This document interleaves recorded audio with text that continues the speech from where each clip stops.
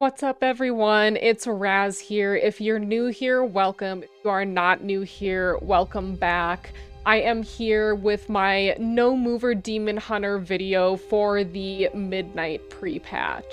Now, the talents for Midnight Prepatch for Havoc Demon Hunter have been posted, and it looks like the best in-slot talents are full-on mover talents, not just exergy. We're talking Inertia, which is the big mover talents, and these are currently listed as our best in-slot talents. Now, what does this mean for no mover? Well, I'll get to that in a moment, but I just want to put it out there.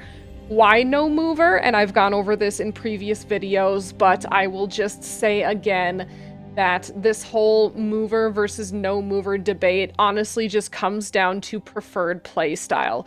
That unless you are a world first raider, or if you are trying for world first key, world record keys, this is simply a playstyle preference, and the differences in damage is likely going to be only a couple of percentages behind. Granted, we don't have sims yet, but still, no mover is perfectly viable to run if that is what you prefer. And again, if you are not a world record holding top 0.1% World of Warcraft player, you are just fine to run no mover talents if that is what you prefer. That is where I stand in the game. I am not a mythic raider, at least in any sort of competitive sense. I don't do any sort of progression mythic raiding or anything like that.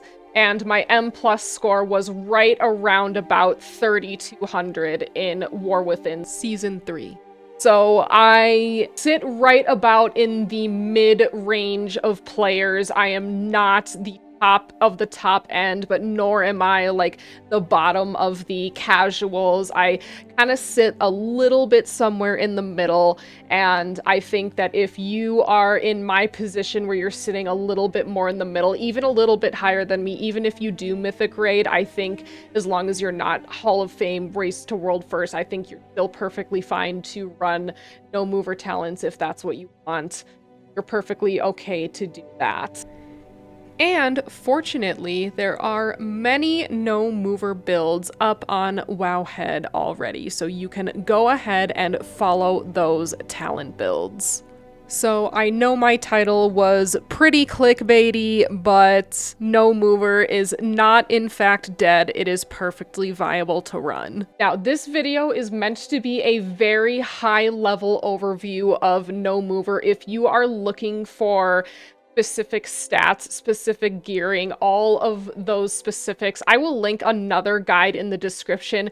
Granted, this guide only goes over the rotation for mover talents, but if you are interested in knowing the rotation for no mover, you can go to the WoWhead page and you can uncheck all of the mover talents, and it will give you a priority list of what you should be pressing. Now, I have to be so real, I am not the best person to try and spell out a rotation for you. It's just not something that I am good at, so I just recommend that you do that.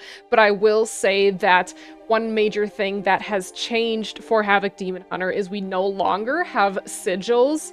But essentially, if you were doing no mover, if you watched any of my previous videos from that, or if you just used no mover builds last season, not much has changed. Again, I would just recommend you go to the WoWhead page and check things out there, but really not much has changed rotationally besides not using the sigils. Now, when I say no mover, you'll notice that there are some builds on here that say low mover.